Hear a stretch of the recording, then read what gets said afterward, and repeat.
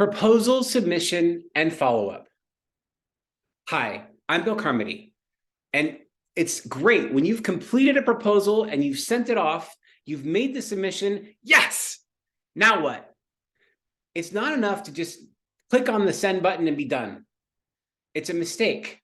The follow-up is important because you want to make sure you're clear on what the next steps are. You just spent all this time putting a proposal together. When you submit your proposal, you want to make sure you know what the next steps in the process are. If that wasn't clearly identified as part of the requirements, then you want to be able to ask that question upon submission. Hey, I've just submitted my proposal. Tell me about how much time do you need to go through the proposal before we should talk again? That follow-up allows you to make sure that it's not just going into the ether. One of the most important jobs you have when you submit a proposal is to get feedback. Hey, if they don't approve the project, that's okay. Life happens. But what's really important is what was missing from your proposal and the reason that they did not approve it. Were the costs too high?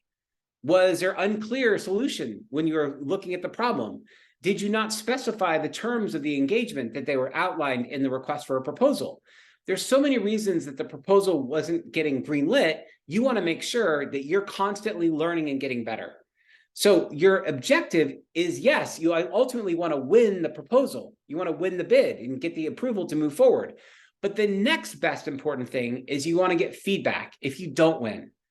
If you don't have a process to understand what happens after you submit a proposal, then what happens is you spend a lot of time and energy putting a proposal together that goes nowhere. If you don't even get feedback on your proposal as to why you didn't win, you're not learning anything. And so you're going to continuously spend resources putting proposals together that are not winning. You do not want to be in that space.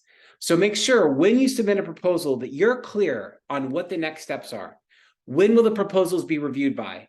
When will there be a follow-up to ask questions? Are there other opportunities to actually go in and talk to the stakeholders who are making the decisions? And what should the follow-up be? If you understand like there's nothing specified, you want to be proactive and ask those questions. When should I follow up with you? And when would you like to ask me any questions about my submission? Give them an opportunity to give you feedback even before the decision has been made. There are times you can actually take that feedback while it's happening and amend your proposal and give them exactly what they want. So that way you can snatch victory from the jaws of defeat, right? You basically can go in there and actually fix the thing that otherwise would have had them say no.